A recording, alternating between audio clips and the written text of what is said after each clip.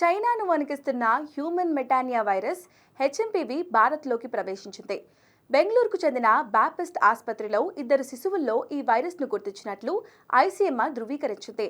వీరిలో ఒక చిన్నారికి వైరస్ తగ్గుముఖం పట్టిందని, మరొకరికి చికిత్స అందిస్తున్నట్లు తెలిపింది. అయితే చిన్నారుల కుటుంబ సభ్యులు విదేశాలకు వెళ్లిన చరిత్ర లేదని కర్ణాటక ఆరోగ్య శాఖ వెల్లడించింది. అలాగే గుజరాత్లో 2 నెలల పసికిందుకు ఈ వైరస్ పాజిటివ్ వచ్చింది. మొదట జ్వరం, జలుబు రావడంతో పాపను ఆసుపత్రిలో అడ్మిట్ చేశారు.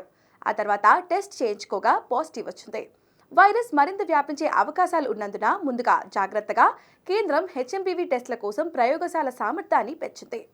ఐసీఎంఆర్ ఏడాది పొడవునా హెచ్ఎంపీవీ ట్రెండ్స్ను పర్యవేక్షిస్తుంది.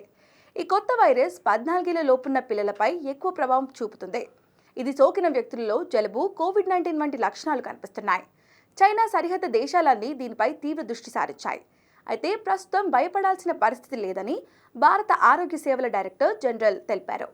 వాస్తవానికి ఇది కొత్త వైరస్ కాదంటున్నారు వైద్య నిపుణులు. గత 20 ఏళ్లుగా ప్రజలకు ఈ వైరస్ తెలుసు. శీతాకాలంలో ఈ ఇన్ఫెక్షన్ కేసులు నమోదవుతూ ఉంటాయి. ఇది ఫ్లూ వైరస్ లాంటిది. దీనికోసం జలుబు, ఫ్లూకి వాడే మందులు వాడాలి. అనారోగ్యంగా అనిపిస్తే విశ్రాంతి తీసుకోవాలి. చాలా కేసుల్లో ఈ ఇన్ఫెక్షన్కు ఆసుపత్రిలో చేరాలని సూచించారని చెప్తున్నారు. కాగా ఈ వైరస్ 200 నుంచి 400 ఏళ్ల క్రితం పక్షుల నుంచి పుట్టిందని సైన్స్ డైరెక్ట్లో ఉంది. కానీ అప్పటి నుంచి ఈ వైరస్ పదే పదే మారుతుంది.